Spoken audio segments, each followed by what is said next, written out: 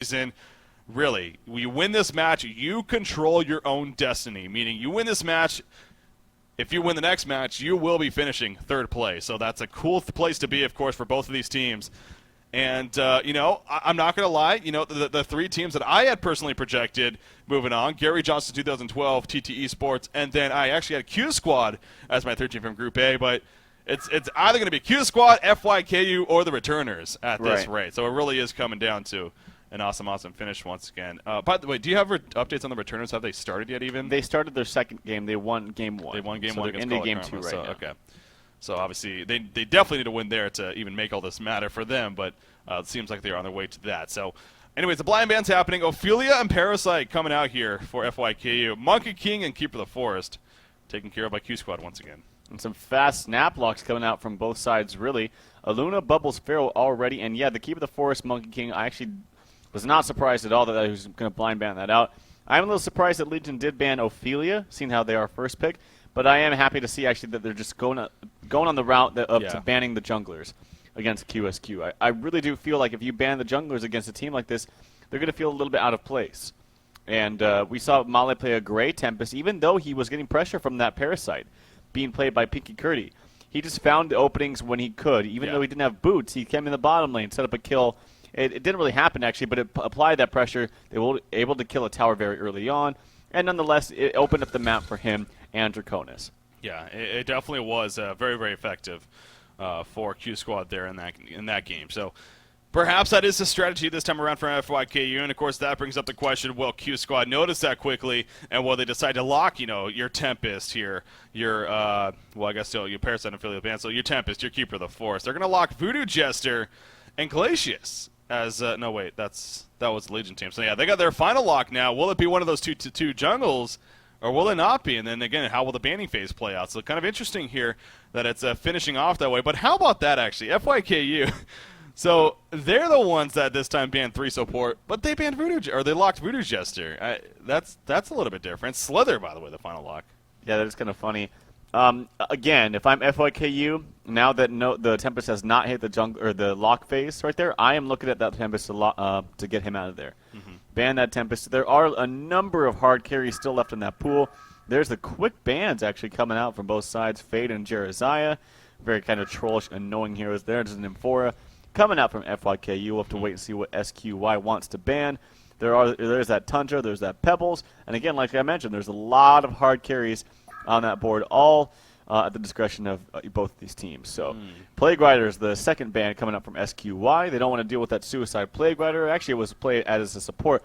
There's actually Draconis as the final ban, so maybe FYKU, they've left in that Tempest. Maybe they want to first pick Tempest. I don't know if they do pick junglers like Tempest. Obviously, we did see Pinky Curdy play a fantastic Keeper and a pretty good Parasite, but haven't seen him play Tempest yet. Well, there we go. Tundra, the final ban, so if they, you got to think, they're going to first pick Tempest here, perhaps, with the way this played out.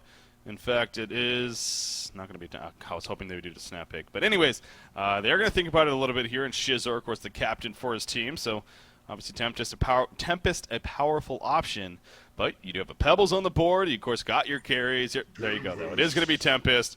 And so now Q Squad, we'll see how they respond to that, knowing that they're not going to run, one of the more go-to jungles at least. But as you mentioned, there are still plenty of other jungle options out there. So does Wild Soul, actually. Wild Soul is still on the board. Yeah. Has that been the case? I don't know. Have we just kind of missed that? But I want to say it has. I mean, I think he's been available for really most of the series. I don't recall him being banned, actually. So I know. I feel like I'm drunk or something. You just expect him to be banned. Yeah, exactly. I mean, now that you really mention it. No, but yeah, Wild Soul, I don't know if Q Squad, I think the reason is I just never see them run him. Yeah. I know that Jonas the Fan does like to play that Suicide role a lot, and if they did decide to go for a Suicide Wild Soul, I mean, again, I really do think that's the best hero in the game, or at least on that God tier list of heroes, along with, say, Tundra and a couple others. But, yeah, he's definitely on the board. He's definitely available. Something tells me QsQ. I was looking at first at that Pebbles, but something tells me they're going to go for Meraxis this game. I can just feel Meraxis. I feel like they want that. I know they banned it out, I think, first game, and that's a hero that has so much power, especially in a dual lane with someone like a Luna. But they're going to go – hey, well, I was right, but they also went with that Dark Lead. So they realize there's tons of supports in that lock pool to boot, so they're going to pick one of those. and then have maybe a dual lane top with Dark Lady, dual lane mid with Miraxis, and possibly a suicide. They have 2 suicides there, being both Bubbles and Pharaoh. Yeah, and of course, Dark Lady is, let's be honest, obviously a go-to hero for many teams on the competitive scene as far as that carry role. But Nox, again, just another player that loves playing Dark Lady and does it very well. So that's definitely good for Q Squad. The response, though, from FYKU, I mean, they go Silhouette Pebbles. Definitely 2 strong heroes in their own right. So both teams making some a very powerful team. They got some already initiation. They got their hard carry. As you said, there is a strong support heroes in that pool as well as some suicide options. So not too surprising to see more of the initiation and solo mids and your carry roles picked up here. But now Q Squad with their third and final pick here in the regular picking stage. We'll see what they choose. Probably not going to be okay, never mind. Andromeda is actually their third and final pick. I was just about to say probably not going to be support, but hey, they go with the support pick in Andromeda. That's actually a really smart decision. They realize, and actually Bubbles is picked up fast from FYKU. They want that suicide laner, and they don't want it to be Pharaoh. So they didn't want to pick up their support first. They're going to let Q Squad decide what support they want, whether it be, actually they could go either Voodoo, there's Voodoo, Glacius, and Luna. I really think that Luna would be the best one, especially if you look at the other side. Okay, Pebbles mid with the support, probably going to be going against the Miraxis plus another support. Glacius is not nearly as good against Miraxis because that that W ability on Miraxis can mitigate that. And actually, they do go with Glacius, so I actually think Luna suits FYKU's lineup just a little bit better. Yeah, and it's taking a little bit of time here to think about it. Just want to make sure, again, they have plenty of time to do so, and so you don't really have a problem with that. But probably is going to be a Luna when it's all said and done. But yeah, Q Squad, of course, they needed a suicide still. They figure Pharaoh's good for that. And then Glacius, the support. There you go, the Aluna final pick for FYKU. And now game number 3. We have our lineups here for both of these teams.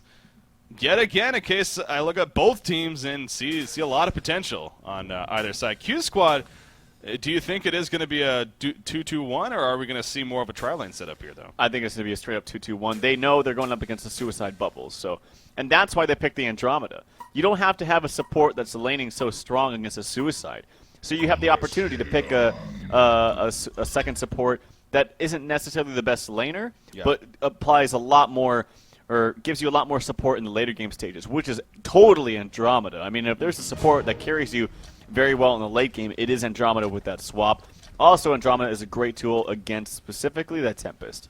Yeah, that's definitely a great point to bring up. I mean, Andromeda, we used to see her a lot in trial lane eras. I mean, she kind of sprinkles in nowadays here and there on the competitive scene, but every single time we bring her up, especially lately, you just like to talk about how she just scales. Every single one of her abilities scales into the late game stage in a sense. I mean, it's useful throughout the whole game is a better way to put it, I think. But so she's definitely one of those heroes, and yeah, that actually makes sense with QsQ and their decision there as far as how they drafted. So definitely good job by SQY, who is playing that Andromeda. And Mally is actually going to be playing Glacius this time. So again, he's usually their jungle player, but obviously this game, no jungles to be had. So going to stay away from that, at least for the helper team. Obviously, Tempest over here for FYKU. But here we go, out of the pause, the initial pause, and hopefully, for our sake, that is the last pause here in this game. But look at, oh my god, are we going to see, do they have a team for level 1 Conqueror? They do have Pharaoh. They're heading down the middle lane. Well, they got stunned on Andromeda, so I don't know about that. They don't have a ring that you wouldn't get stunned, yeah. They don't have the ring of the teacher either, so that'd be pretty silly if they tried that. They're just going to try to be sneaky as far as getting into the jungle, yeah. Right. Darn it. Thought we had a level 1 Conqueror, maybe. And that's a really fast path to take if you saw, actually. Yeah. It's a little bit, I think it might even be a little bit faster than running right down the bottom lane. Ooh, wow, Orange is going to be in a lot of trouble. Bubbles dead. Bubbles is dead. Actually, the Dark Blades is picked up first by Dark Blade. A couple more auto attacks. He does get actually the tree in there. He might be able to get a little bit more juking since Bubbles actually lived. Wow. Oh, man. That was good thinking by Nox, too, by getting those Dark Blades and actually stopping him from porting to his shell. Very good thinking, but oh, wow. Really good job by VN Sensation using that last tree to juke into the, through the mid there. And actually, he's going to go up and heal, so he'll be fine up there in that top suicide. But actually, it's going to be Pebbles down here, and we're going to see a dual lane top with Silhouette and a Luna. So they want to go against this Dark Lady, and I got to say, I kind of think this is a smart decision. Yeah, coming out from FYKU, that is interesting, but you're right. That's very exactly smart what they're decision. doing, and so you think that this is a good lane, obviously here for the Legion team, that lane that they should win even. Now, here's the only problem, is if you get very fast, I and actually already very fast response coming out from either Glacius or Andromeda, whichever one would be in that mid lane. So now that I think about it, it's kind of risky. Yeah. if you did that and you know that they're going to stay mid, it would be fine. But now you're going to have a dual lane long lane against a tri lane with this Glacius and an Andromeda. Okay. Oh, it's did they not see them so coming? They ran past the ward of sight. I don't know if that actually gives them vision, though, down below. And maybe it didn't, because here we go. Glacius and Andromeda are coming in. Silhouette and Aluna in a lot of trouble. Silhouette doesn't have any ability just yet. Aluna's going to be the focus fire. She is going to easily be Bloodlust right there in favor of Nox, in fact. So they didn't get the Bloodlust kill in the middle lane, but they get it at the top lane. And down she goes. Yeah, I guess this ward of sight just doesn't give you the vision on this ramp, because both Glacius and Andromeda ran right past it. Yeah, I don't know about that either. Kind of interesting, but that was a really good response right away. I mean, normally you would see the dual lane still show up mid. They must have seen them. They must have known already that they were going to go top, because there was no reason for Glacius to set up a kill onto what they would probably think to be a suicide Bubbles. So they must have seen them go up top there. Yeah. Glacius is already going to respond by going mid. Now maybe they realize, okay, we got a good start for them with that Bloodlust kill. It actually went to Nox, so that's great for him. And maybe they think, okay, Andromeda and Dark Lady can hold their own against this dual lane. It's still going to be a strong dual lane regardless of dying there. And maybe Glacius I think Glacius should just sit up there top. Go tri-lane versus this dual lane in the long lane. You'll just continually crush them. Yeah. And even if you're not getting kills, Silhouette won't be getting farm. Yeah. Well, Glacius is definitely back mid now, of course, and against that Bubbles, who is in a sense playing the suicide role here in the middle lane. Not going 1 versus 2, obviously, because of that. But Glacius is actually heading back towards the top side, maybe just going to protect the rune here. The 2-minute rune going to be spawning about 5 seconds. You do see Malay kind of stopping on top of the rune spawn spot, and it is going to be a double damage rune that Glacius will gladly pick up and yet again head towards the top lane. So here he comes. Now, they definitely spotted him coming up here. So again, FYKU, you'd hope to think that they're going to be ready for this. But here comes Andromeda. She's got a Commissar ready to go. Nice tree grapple, though, coming out for Ninja Pew. He's going to be fine. There's the lockdown, though, onto Aluna. Aluna's dropping quickly. Oh, Aluna will fall right there. SQY, just too much damage. There was a kill at the bottom lane just as that was happening, just before, in fact, onto Pharaoh's Tempest came in for the assistance. But again, I mean, it just, FYKU, I don't know if their map awareness doesn't seem to be there. There definitely was this ward side that spotted Glacius initially going. And they just were playing aggressive, and here we go again. Silhouette's in still a lot of trouble now. Aurora's going to hit. Will it be enough for a kill? No, it will not, it looks like, but God. Still pretty close. Yeah, and this, oh my God, Silhouette is manning up, and so is, so is this Andromeda. Oh, wow. One more auto attack, oh my God, he gets the counter kill onto SQY. Wow. It looked like SQY just kind of didn't play that correctly. He got a little bit fogged there around that tree and wasn't able to get his attack off as quickly as he wanted to. So that's a big kill there coming out from Silhouette. I hope right now, after that kill, they switch something up. They cannot go against this. Like I said, Glacius doesn't need to go mid. He's going mid actually right now, but if they're just able to punish this dual lane top and get, I mean, they're getting lots of farm on Dark Lady either way. So just find yourself some other farm elsewhere, Silhouette. Maybe go mid. Have Bubbles rotate top, but right now it's not working out. Of course, they did get a great counter kill, but that should have never happened. I have a feeling she's going to pour mid right here, because Bubbles is heading back towards mid, or towards base, excuse me. She does have a homecoming, so she is going top, though, so never mind. Silhouette going to go back top and going to join Aluna once again, so figuring that this may be the best chance for them for right now, so just going to go with it. You got Tempest in the meantime. He is farming up the jungle. Doing a very good job as you'd expect. Pinky Curdy playing Tempest there, so good job again for FYKU. And Pebbles is winning this bottom lane here, 16-7 against an 18-6 Pharaoh actually. So Jonas Fan is actually winning the creep farm, but of course that kill happening in favor of, well, Pebbles got the assist at least, but still the death onto Pharaoh. But Pharaoh is managing the higher creep farm. Does that surprise you, or? Yeah, it really does actually. I mean, he does have the actually level, well, he's leveling up Tormented Soul. Again, I saw him actually do this last time, but he has no points into wall. I just find that a little bit interesting. He does level up the Hellfire ability, which is good against melees, and so he's going to have that to work with. I find that interesting, actually, yeah, that he is winning the creep farm just a little bit, but the burst potential there is there for Pebbles, and he'll be able to burst him down, I think, quite easily. Seeing how Pharaoh does not have investment, and if they're able to get a good pick off from Tempest in the jungle. Of course, this Ward of Sight, he is sitting on it there, placed by Jonas and Fan, actually placed by QsQ. But it's blocking that spawn, and it will show out any possible ganks coming out from Tempest. He's trying right now, but there you see Joseph Fan just walks away. Yeah, so that's good. Good for Jonas Fan to survive that one. Bubbles actually has a haste rune bottled up. I take it that's obviously one that he might be bottled in.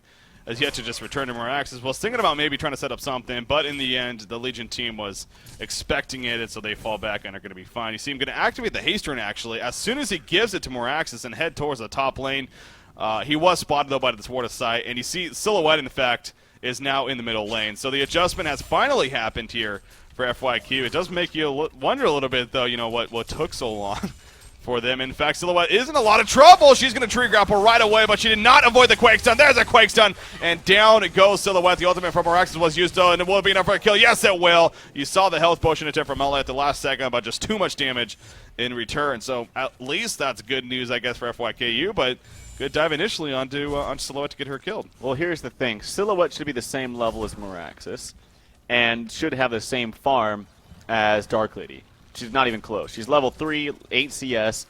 Moraxis is level 6, and Dark Lady, who's also level 6, just turned 35 CS. And this is a hero that, by all means, Nox knows and loves to play. And he's getting complete free farm. So this is really scary in that aspect. And Bubbles tries to shell surf out. He's going to find Glacius, though. There's Nox to get a very easy kill. So already this is looking like not the greatest start for QsQ, or sorry, for FYKU. Yes, they do have a Pebbles.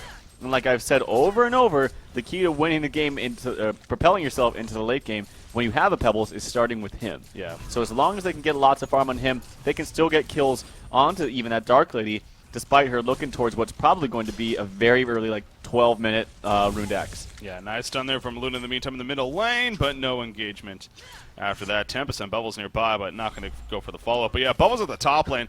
He was actually counter-warding what used to be a ward here. He ended up getting it, but he just sat there taking damage from Andromeda in the meantime. I mean, he knew he was going to take the damage, but he figured he was going to be fine in the end with the shells are out. He played it fairly well, but it just so happened an invisible Glacius was right there as well. So he did all that time and investment to get that ward, which he got, but he got to sacrifice himself when it's all said and done. Meanwhile, at the bottom lane, Farrell's dropping quickly. Farrell will end up falling in the end. Oh my god, he's still alive, using the bottle charges, somehow still alive. There's a health potion, and right now, Jonathan Fan is good. Will it be enough when it's all said and done? You see the Song of the Sea randomly. He ran through the Farrell's on the Tempest. The chuck on a Bubbles right there, but the Song of the Sea was already used. There's a Tempest ultimate, though. Paulie says, get back in here, bitches. Snipes down Jonathan Fan, and Mally will fall as well. So in the end, that worked out fairly well for our Legion team. Meanwhile, Morax is barely surviving here in the middle, and the power, though, not going to hit. Good job with the sidestep. Style expected it to come, and he avoids death after getting the kill again onto Silhouette, who's now 1-2-1. But what crazy action at the bottom lane. Yeah, Silhouette just needs to honestly take over the jungle. Yes, that is Tempest's place, and good job by Tempest, by the way, by being liberal and using that Tempest ultimate right away. Got a very good turn there. But he needs to just find farm somewhere. He's not finding it mid. He certainly wasn't finding it top. And he just needs to maybe go in the jungle and have Tempest start roaming around. Yes, that will hinder Tempest's farm. But, Tempest can maybe push a lane or something. He has those elementals. They are up to level 3 now. It's kind of funny. I've seen actually a number of... I saw the last Tempest do this, actually. They went 3-3 instead of actually maxing out that elemental. So he wants to get that level 4 stun, which gives you an extra stun as fast as possible. Yeah. But at the same time, he doesn't have it level 4 at level 7, so it's just kind of an interesting thing to know. It is. In fact, he's going to maybe use that right here because Moraxis gets jumped. He thought he was going to be the one being aggressive, but clearly was not. So good job by FYKU. Great response at getting some farm for them. Meanwhile, at the bottom lane, though, perhaps even what just happened at the middle lane, realized they could take advantage. Shizor gets taken out by Glacius and Pharaoh, so good exchange right there. Andromeda running into a Luna puts the stun out. That is the real one that's getting away. Another illusion going to be sent in. But this middle tower is going to be aggressively pushed. We do have Dark Green that is Glacius coming on over. Maybe here for Deny Attempt is going to throw out a Glacial Blast, but this is going to go down, or Tundra Blast, excuse me, but this is going to go down. Deny Attempt and Vulnerability at the last second, so preventing that, but the Invulnerability keeping it barely alive. The tower kill, nice deny, though, from Andromeda. And now Silhouette is in a little bit of trouble, going to tree grapple away. You see Moraxis taking a stun, and that'll be that for him. So good play in the FYQ squad. Good job by SQY even, denying the tower there. Yeah, we're seeing lots of engagements, and it's like kind of good on both sides, but the X factor really is this Dark Lady is just farming the entire time, not giving two shits about what's going on, and just wants to get that early, that very fast Rune Cleaver, well on her way to one of the earliest I've seen. She's got 63 CS, not even 10 minutes in. So actually pretty standard, to be honest, as far as, if you're in a free farming lane completely. And that's just great for him. He's got a couple stacks coming out, one stack here, another stack that's actually, is that triple? No, it's doubled there.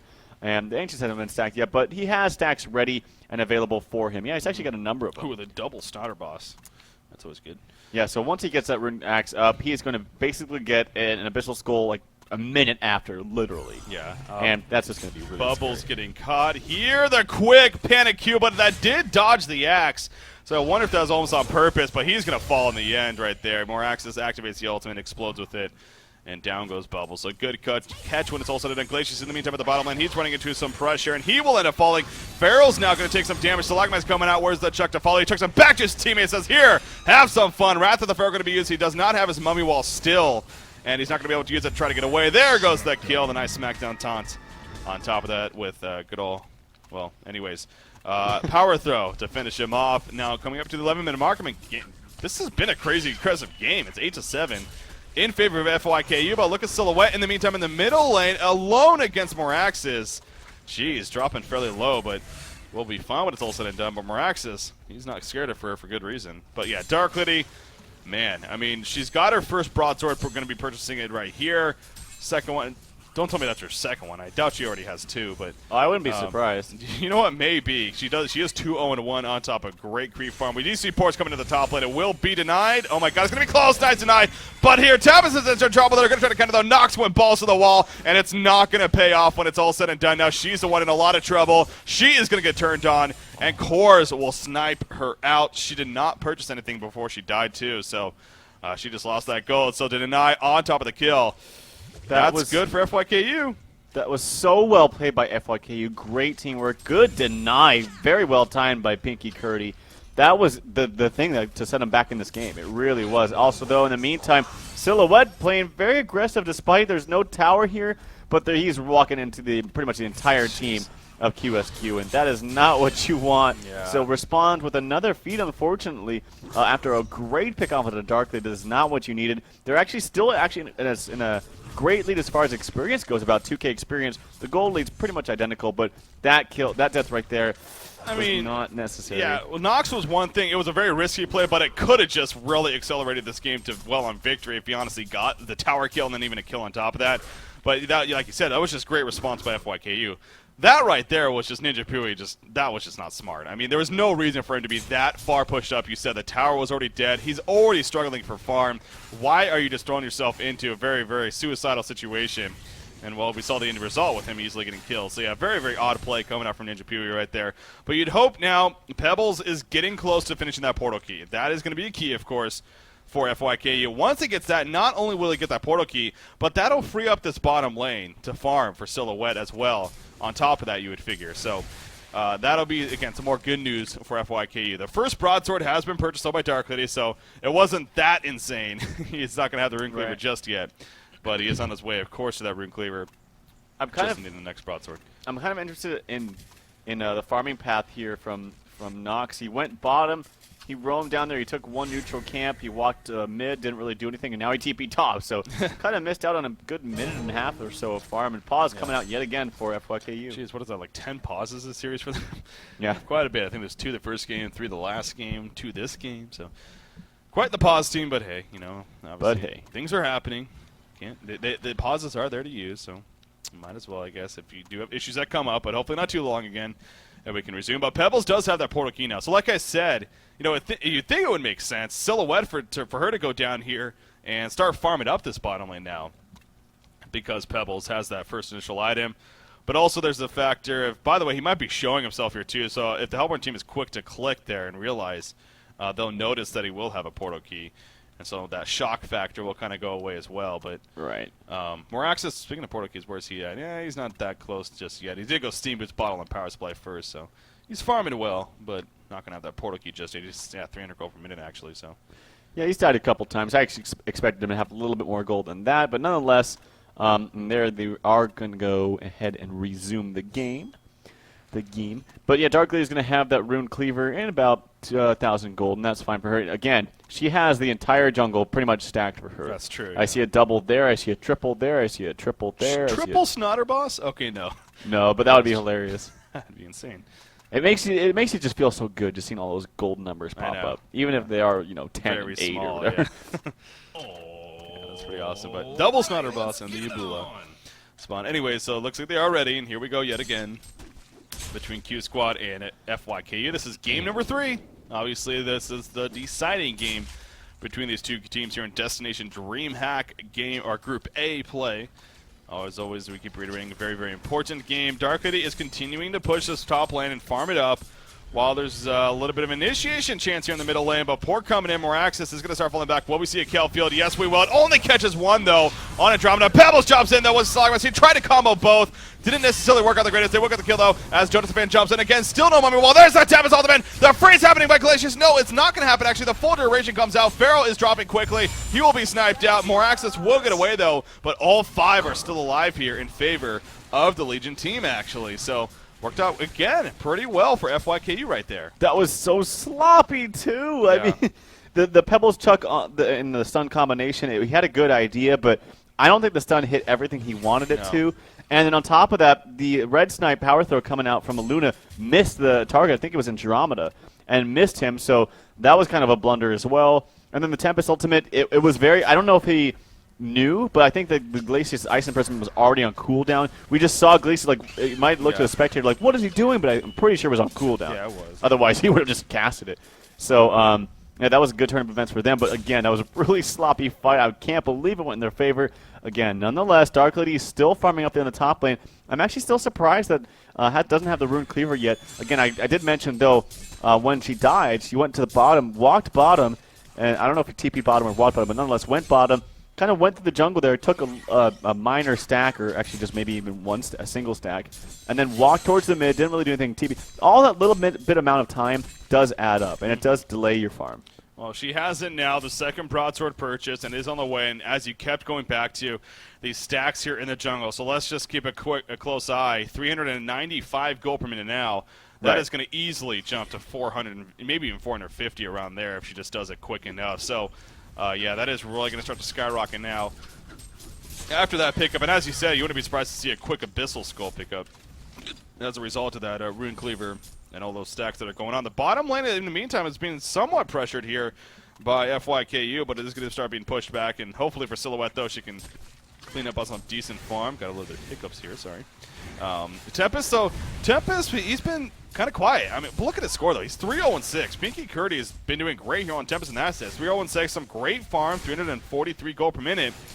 He is a little bit away from his portal key, if that's what he chooses. He does have a Mighty Blade on him, so he could be going for a first item Shrunken Head, but what would you think? Do you think the portal key is just too powerful here, or are you fine with him going for first Shrunken? Well, there's a number of different options for Tempest in this game, and again, another vote to pause. They really... That's their final pause this game again. I don't... yeah, maybe they just have issues with one of the computers where it lags every 2 minutes or something. I don't know.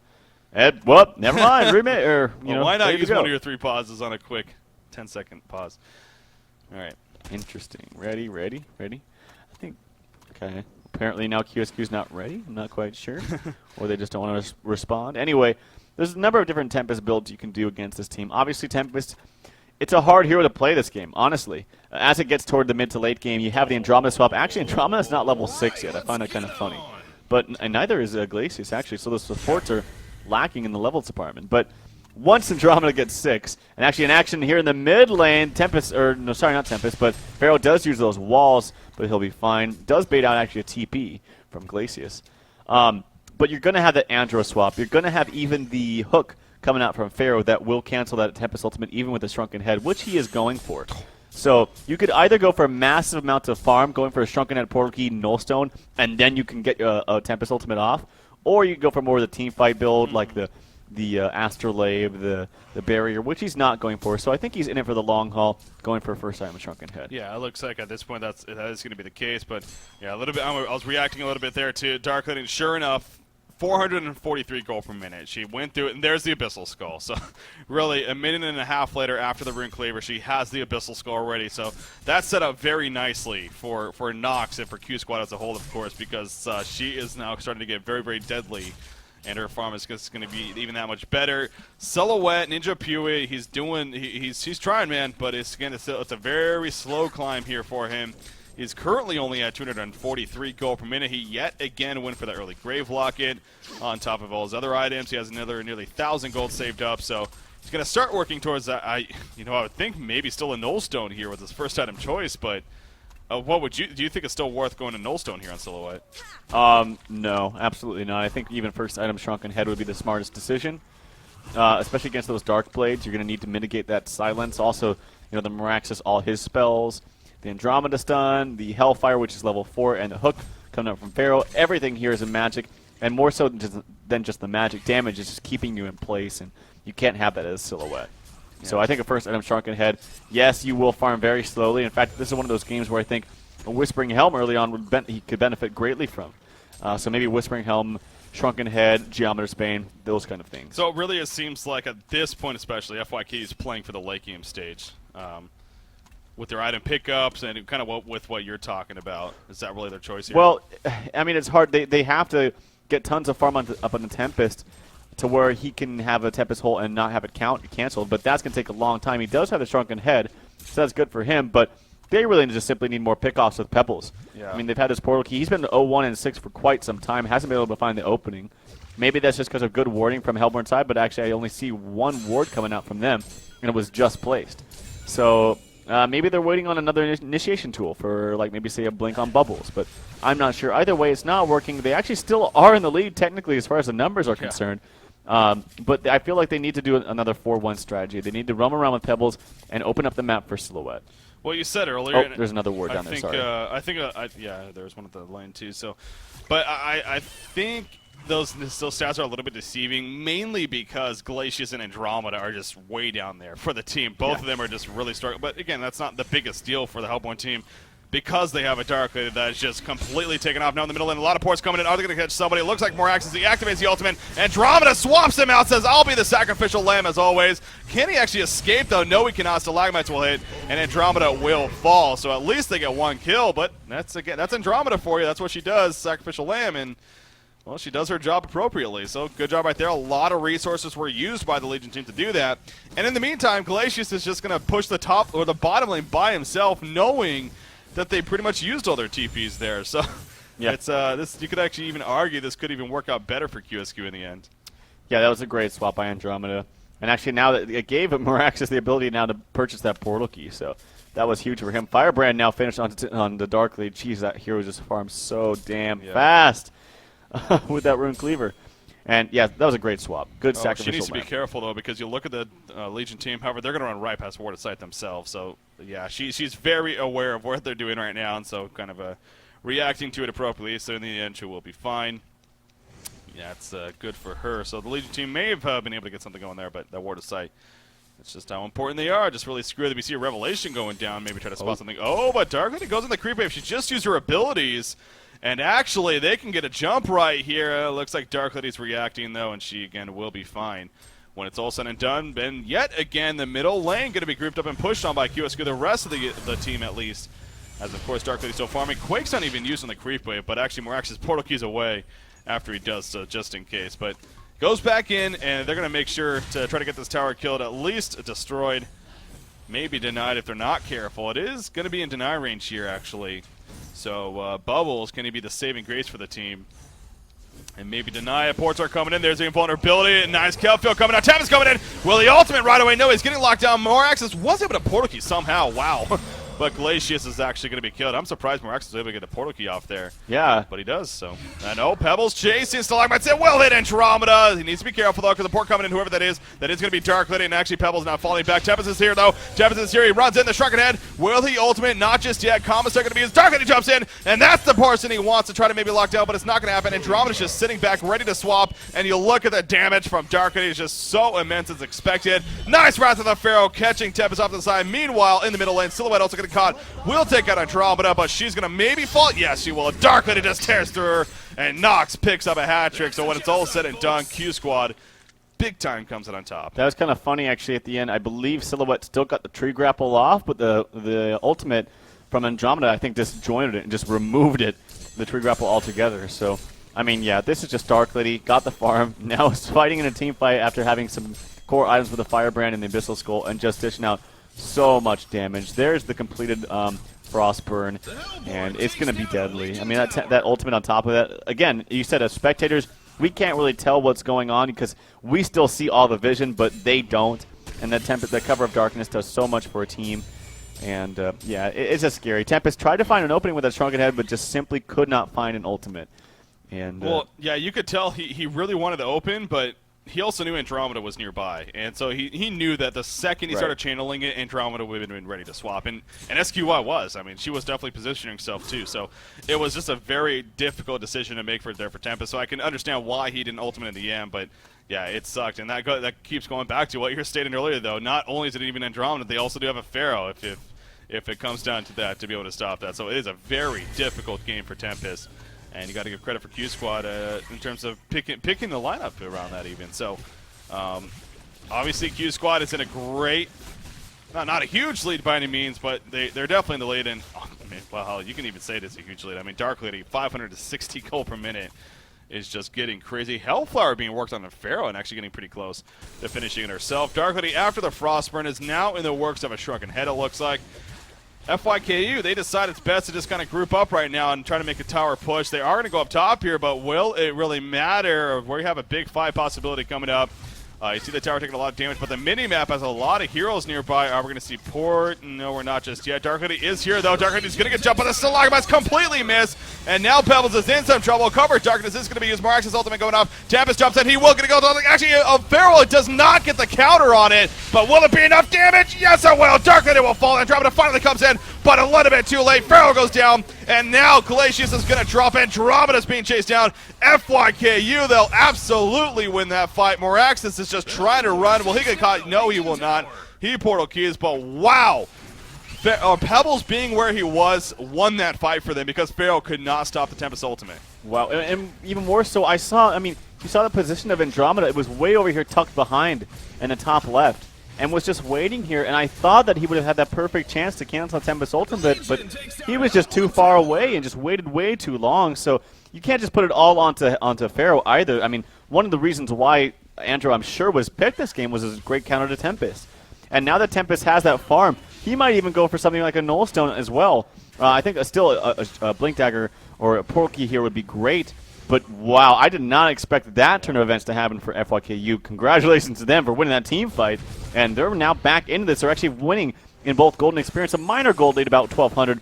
But a big experience lead at this stage in the game, 4,200 experience. I mean, you can argue that QsQ, I don't even know, though. I was about to say, you can maybe argue that maybe they really shouldn't have looked to defend that tower there and fight there. But in the end, I mean, you could say they had Pharaoh, they have Andromeda. They can counter that. They should be able to counter that Tempest ultimate, especially with the items that he had going into that fight. So, yeah, you could perhaps it was fine that they went in right there to pick a fight, but.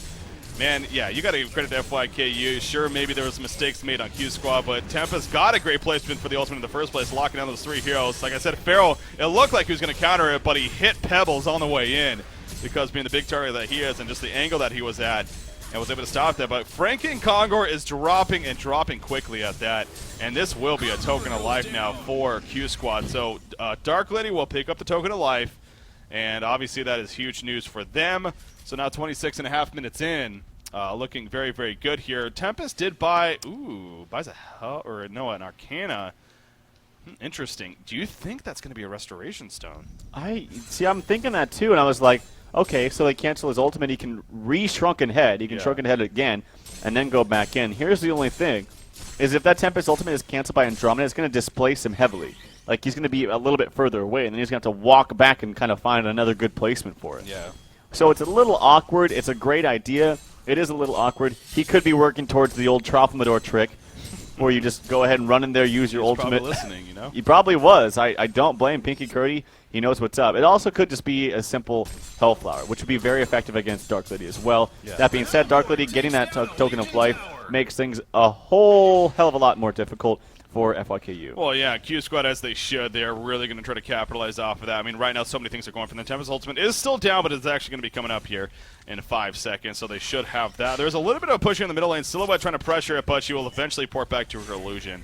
As actually QsQ will also fall back, so I thought for sure they were going to commit to a push right there with that token of life and everything and the cooldowns, but no, they say it's just not worth it. Tempest ultimate did come up, as I said, and they choose to fall back and continue to farm, so a little bit interesting decision there. By the way, I don't even know if we mentioned this, but Silhouette, she ended up going Shieldbreaker route, and she actually has level 3 Shieldbreaker now. So She is putting out some damage, but at the same time, fairly squishy. So really, you can say that FYKU, they really are relying on a big Tempest Ultimate, a lot of teamfight initiation, and that Silhouette can sit in the background and just pick them off with that level 3 shield breaker. So yeah, she's actually going to do considerable amount of damage to Dark Lady, but it's just simply not enough at this point. And now that the Bulwark is up on Meraxes, it is on defense, so it's going to give the team a little bit more armor as well.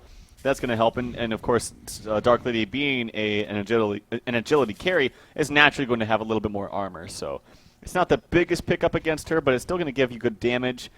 And I mean, but the biggest thing though is you compare that one item that Silhouette has to what, like almost 4 items for Dark Lady. Mm-hmm. So I mean, you just look at the numbers. She's farming over 200 gold per minute more than Silhouette. So and now has a token of life too. It's going to be very difficult. But yeah, I'm curious to see what Pinky Curdy decides to go for. Is it going to be that refresher? I don't know. It'd be fun to watch, that's for sure. Yeah, that would be interesting. He has 2,500 gold saved up. Obviously, at this point, too, when they're starting to pressure your base, maybe thinking about buyback is perhaps why he's pooling up so much gold at the same time. As are a couple of heroes. I mean, Silhouette 1,300. I don't think that would be close to a buyback. Bubbles definitely has enough right now at 1,900. But again, QsQ knocking on the door, but not going to commit.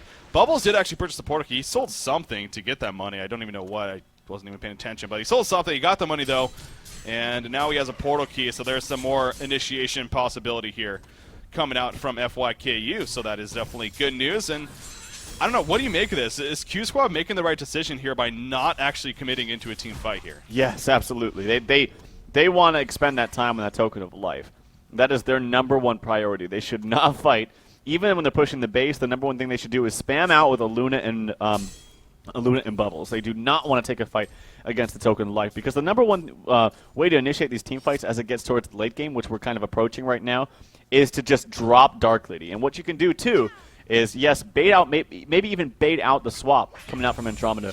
Massively go and target this Dark Lady. The swap comes out, then comes the Tempest Ultimate. And it's pretty much free. Yes, the Pharaoh can cancel it, but it is, like we saw, it's kind of awkward. Yeah. It's not just like a free, oh, yeah. It's not a guarantee by any means. Exactly. So it's a little bit more difficult. Yeah, and that's where you can even say if you're FYKU, I mean, you're keeping that in mind. You're all clumping up even on the Tempest Ultimate, really making it difficult for Pharaoh trying to position yourself. But anyways, the Hellborn team, they are going to go for the last outer tower here at the top side. Dark Lady just going to run up to it, not even going to wait for the creep wave, just going to start pounding away. She still has 2.5 minutes on her token. She does have her Shrunken Head. Don't even know if we mentioned that, but of course that is finished as well as her other items. Another item being delivered, it looks like, to somebody. It is, so it's just a couple of wards aside, so not a big deal. The Soul's Bulwark is now offensive as well on the Meraxes. But this tower is easily going to fall, and as you kept going back to it, I mean, FYK, there's just no reason for them to pick a fight right now, so not surprising that they're just going to let it fall. But that will give the goal lead.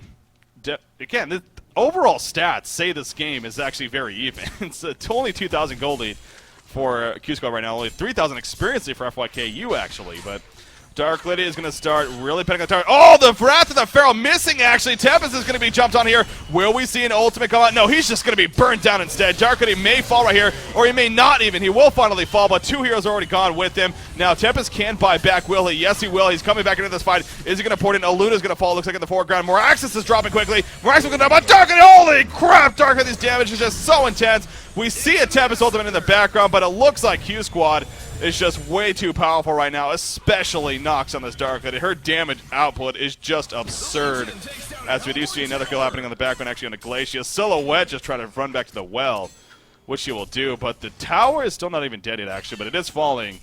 As Dark Lady, she just took her life course to spell. She doesn't buy an item, but tower goes down and the Rax is going to fall after. That was just not the best decision making from Tempest. Yes, Dark Lady was pounding in so much damage. Did pop that Shrunken Head. He could have just solo hold and placed it in a position where, yes, I mean, Andromeda can cancel it. Andromeda was a little bit further ways away, but you had 2 decisions. You either pop the Shrunken hole immediately, or kill your, make sure that you die, don't pop the Shrunken Head, come back, and then use the Shrunken Head to initiate like that way. In fact, I thought even what she could have done right there is after she bought back, purchased a portal key, and then kind of had some kind of sneaky initiation. But either way, that just wasn't the best way played by Tempest, unfortunately. Yeah. And that's huge. I mean, you see, there's actually the portal key. So he's just like, all right, I'm just going to try to go for a lucky hole right now. Try to get 5 people in it or something. Maybe go for that surprise factor. It is on cooldown, though, for another 112 seconds. But, yeah, as you mentioned, Dark Lady just doing so much damage, and now has Rift Shards. What level it is only level 2 right now, but yeah, Rift Shards synergizes so well with Dark Lady. Yeah, she really did just tear up the team. I mean, it seemed like they were going to get a chance to maybe initiate, but every single time they were, it's just Dark Lady would just 2 auto attacks and they would be just about dead. So having those level 2 Rift Shards, I believe now level 3 was just purchased, so she was critting for 600 damage right there on the creeps even. So yeah, she has now that picked up. So really, FYKU on their last bit of steam now, you could say. I mean, obviously, as we kept going into this series, I mean, both of these teams, in a sense, controlling their own destiny with a win here. But the thing was, if QsQ happened to lose, they would actually still have a chance, depending on what happens. With FYKU losing this series, unfortunately, they will officially be knocked out and not be placed in the top 3. So that's where it's even a little bit more worse for FYKU, you could say. But in the end, QsQ obviously very deserving right now with where they're at here in game number 3, on their way to perhaps securing a victory. But FYKU, we'll see what they got up their sleeve, trying to hold it off just a little bit longer, and maybe get that clutch Tempest ultimate, and maybe get the kills to happen, and well, maybe start a turnaround because of that. But it is going to be very, very, very, very difficult as we keep going back to. So another Kogor is going to be up soon, and I'm sure that's what the Hellborn team is waiting for here. Yeah, it should be up here within the minute or so. There is a ward that's placed there from FYKU, placed by Cores. So they do have vision of that when it gets spawned. They probably know by this time that they're just kind of waiting there. But lo and behold, they're actually roaming here towards the mid, looking for a big pickoff, and I think they're going to get it. Yeah, oh my the god. Double damage Dark Lady jumps in. We do see a swap right there at the last second. Silhouette, though, dead right off the bat. Pebbles, the golden Pebbles, but Dark Lady doesn't give 2 craps. Look at the crit. 1,000 damage right there. Annihilation coming out for Nox. The crits are just way too much. Oh my god. Yeah, game's over, I think. That was the fastest Annihilation I think I've ever seen. Yeah. Beep, Annihilation. Okay, so Dark Lady is powerful when she's that farmed. Who would have thought? No, as if you didn't know. But yeah, that is officially going to do it. QsQ will be controlling their own destiny now. With a win here against FYKU, they are now at 4-2, and that does mean if they defeat their opponent tomorrow, and I believe it was, just double check on that once Team again, Kyrk. it was Team Kyrk, that's right. If they defeat Team Kyrk tomorrow, they 100% are going to be finishing as a top 3 team. So that's good news for them, of course. So now also the fate of the returners is now in QsQ's hand, or actually you want to say Team Kyrk's hand. I'm sure some coaching tips from both sides will be coming. Yeah. We'll have to see. But yeah, congratulations to QsQ and specifically Nox just dishing out, oh my god, so much damage with that double damage rune. I think they realized, hey, we have a DD, we don't need to wait for Kong. I'm going to just annihilate them in literally 6 seconds or so. You're right. I think that was actually one of the fastest annihilations we have ever seen. So Nox got farmed, and, well, it paid off in the end. Thing of beauty there for QsQ. So QsQ, they are in a very good spot now, as I said, in the sense they control their own destiny. If they defeat Team Kyrk tomorrow, they will be finishing top 3. If they lose, then depending on what happens between the returners and FYKU tomorrow, that things could get really interesting. So that will be taking place tomorrow. But with that said, guys, so sure, this series is wrapping up here. It is a doubleheader day, as we said from the very beginning. So we are going to be taking a quick break here, and we will be coming back what is going to be our second best-of-3 series. That, of course, will be Pikachu. Going to be playing Will Smith, Best Rapper 2012 swag, in a best-of-3. And both of those teams, according to stats, technically are still in it to finish top 3 there in Group B. So definitely excited and looking forward to that. With that said, I don't want to spend too much time here. I know the team's probably getting ready right now already, as we're a little bit past when the default time was supposed to start. Quick update before we go, guys, and take a little small break, is the returners did take out Call It Karma 2-0. So just wanted to say that real fast. So just to confirm that of course that's where that also needed to happen to kind of set up tomorrow. So now tomorrow's matchup again with the returners versus FYKU. FYKU, unfortunately, they're not going to be playing for anything, but the returners, although not all in their hands, they still at least need to win to have that chance. So because of that victory there today. So definitely setting up to be a great finish tomorrow, indeed, no matter this victory, no matter the result today that happened. So excited for that. By the way, do we have an update on Gary Johnson, TT Esports, as well? TT Esports won first game. They won the first game. I think they've already played 2, though, because I thought I saw something about that. Did they? Here's the thing. They are actually playing I believe they're playing their It's Gosu Finals matchup as well. Are they playing them as the same thing? I don't know. I honestly don't know. So that is a little bit confusing there. Well, regardless, they won. TT Sports won game 1. I actually just checked. Gary Johnson won game 2, and they're in their final game right now. Okay. So maybe that is the It's Ghost, and then they're planning to play the actual Dream Station Dream on after. I'm not sure, yeah. We'll have to ask them. We'll try to get that figured out. But anyways, that is going to do it for Q Squad versus FYKU. FYKU, man, I'm excited to see them in Han Tour, to see how they do. I know for that top-tier Diamond Division, you know, it's going to be, the top 16 teams. I wouldn't be surprised to see them in those top 16 teams. They are a team that is definitely worthy of being there, I think, with the way that they played here today especially. So I'm curious to see what they bring to the table going into the Han Tour event, but for now, unfortunately, they will not be competing in DreamHack as a result of this loss here. Q Squad, though, staying alive, and like I said, they control their own destiny. So excited to see how that all finishes up, but we are going to be coming back here, taking a quick break. We're going to be coming back at you. Pikachu going to be taking on Will Smith here in a best-of-3 series, so sit tight. A couple of minutes here. We'll be coming back with that series. Stay tuned, guys.